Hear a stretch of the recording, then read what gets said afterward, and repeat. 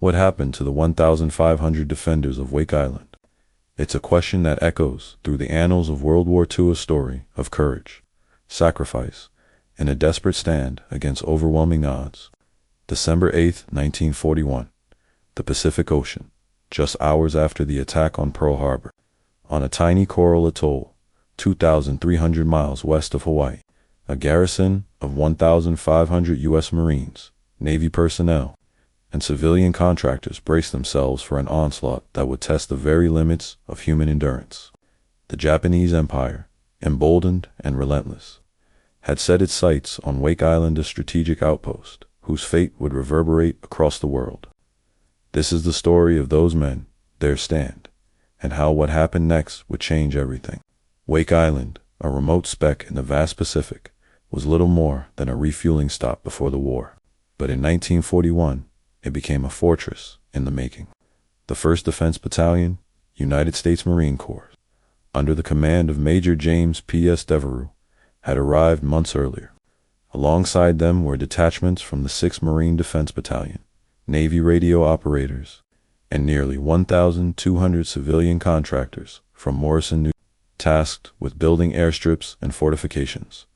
The garrison's backbone was the 449 Marines, supported by 68 Navy personnel, 5 Army Air Corpsmen, and the civilian workers, many of whom would soon take up arms. Their arsenal was modest: 6 5-inch coastal guns, 12 3-inch anti-aircraft guns, and a handful of .50 caliber machine guns. The air defense rested on just 12 Grumman F-4 F-3 Wildcat fighters of Marine Fighter Squadron 211, led by Major Paul Putnam. Strategically, Wake was a linchpin. Its airfield could threaten Japanese advances toward Midway and Hawaii. The Japanese high command knew this. For the defenders, the stakes were clear. Hold Wake, and the Pacific Line might hold. Lose it, and the enemy would have a stepping stone to the heart of America's Pacific defenses. As December dawned, the men of Wake Island sensed the storm coming. They worked day and night, digging trenches, laying barbed wire, and camouflaging gun emplacements. The coral sand was unforgiving, the heat relentless. Yet, camaraderie grew. Letters home spoke of pride, of duty, and of a quiet resolve. Little did they know, their world was about to be shattered. December 8, 1941. News of Pearl Harbor's destruction reached Wake at 0700 hours. The men scrambled to battle stations. At 11:57, the first wave of 36 Mitsubishi G3M Nell bombers roared overhead. The airfield was their target. In minutes, 7 of the 12 Wildcats were destroyed on the ground. The rest scrambled, but the odds were grim. By 1400 hours, the defenders counted their losses. The airfield was cratered, fuel tanks ablaze, and casualties mounting. Yet, the men held fast. Major Devereux and Commander Winfield S. Cunningham, the island's overall commander, coordinated a defense with what little remained. The civilian contractors, led by Don Teeters, volunteered for sentry duty, manned machine guns, and braved the bombings to repair runways. For the next 2 days, the Japanese bombers returned, methodically pounding the island. The defenders dug deeper, fortifying positions with sandbags and wreckage. The Wildcats, now just 5, flew harassing sorties, downing 2 bombers and damaging several more. Ammunition was rationed. Every shell, every bullet counted. On December 11th, the first invasion came. At dawn, a Japanese task force, 3 light cruisers, 6 destroyers, 2 transports, and 450 Special Naval Landing Force troops approached from the north. The defenders waited, nerves taut. At 0615, the coastal batteries opened fire. The 5-inch guns, manned by Sergeant Henry Hank Elrod and his crew, found their mark. The destroyer Hyatt was hit amidships and exploded, sinking within minutes. The cruiser Yubari took a direct hit, forcing it to withdraw. The Wildcats, led by Captain Elrod, strafed the landing craft, sinking the destroyer Kisaragi with a direct bomb hit. The Japanese, stunned by the ferocity of the defense, retreated. For the first time in the war, a Japanese invasion force had been repulsed. The men of Wake cheered, but the victory was bittersweet. Ammunition was running low, and the enemy would return. By December 15th, The situation grew desperate. The Japanese bombers intensified their attacks, targeting gun emplacements and supply dumps. The defenders patched wounds, buried their dead, and braced for the inevitable.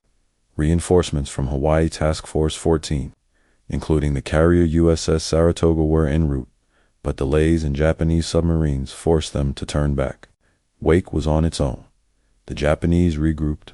Admiral Shigeyoshi and Noe assembled a second, larger invasion force, 2 aircraft carriers, Hiryu and Soryu, 6 heavy cruisers, and over 1,500 troops. By December 22nd, the horizon was filled with enemy ships. The defenders, now just 1,500 strong, faced an armada. The air was thick with tension, the ground trembling with the approach of doom. December 23, 1941, 0200 hours. The second Japanese landing began under cover of darkness. Waves of landing craft surged toward the beaches, their silhouettes illuminated by flares and tracer fire. The defenders, exhausted and outnumbered, manned their posts. The 5-inch guns, down to their last shells, fired point-blank into the surf. On Wilkes Island, Lieutenant Woodrow Kessler's detachment faced 300 Japanese Marines. The fighting was hand-to-hand, bayonets flashing in the moonlight. On Wake proper, Major Devereux's command post was under siege. Communications were cut.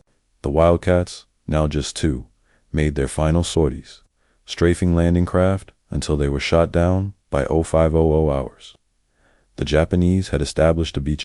The defenders fell back to secondary positions, fighting room by room, trench by trench.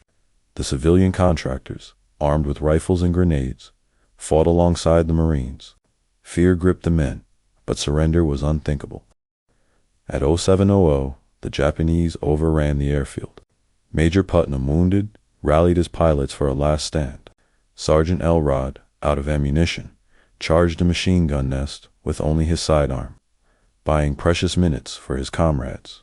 He was killed, but his actions would earn him the Medal of Honor by 1,000 hours. The situation was hopeless. Ammunition was gone. The wounded lay everywhere. Major Devereux, realizing further resistance would mean massacre, radioed Commander Cunningham, enemy on island, issue in doubt. Cunningham, with a heavy heart, ordered the surrender. The defenders laid down their arms. The battle for Wake Island was over. What happened next would become legendary. The Japanese, enraged by their losses, executed 98 civilian contractors and several Marines. The surviving defenders, 1,603, in all, were taken prisoner.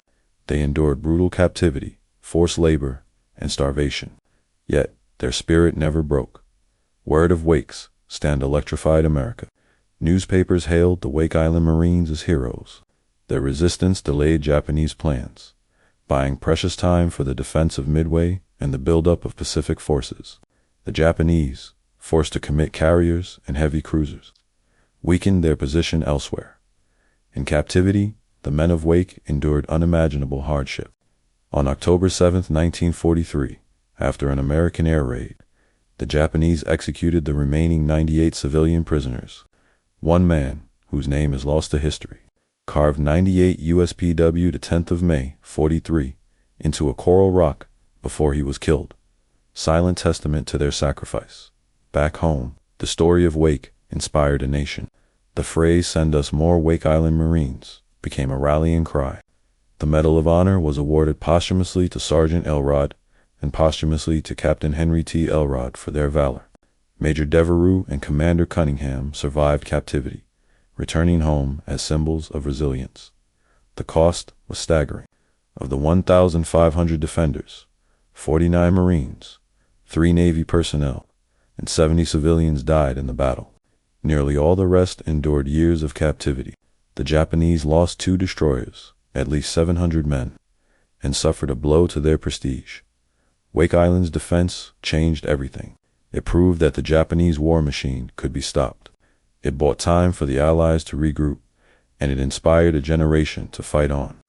The island itself would remain in Japanese hands until September 1945, when it was liberated without a fight.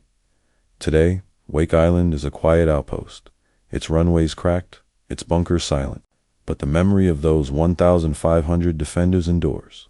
Their courage, their sacrifice, and their unbreakable spirit remain a beacon for all who value freedom.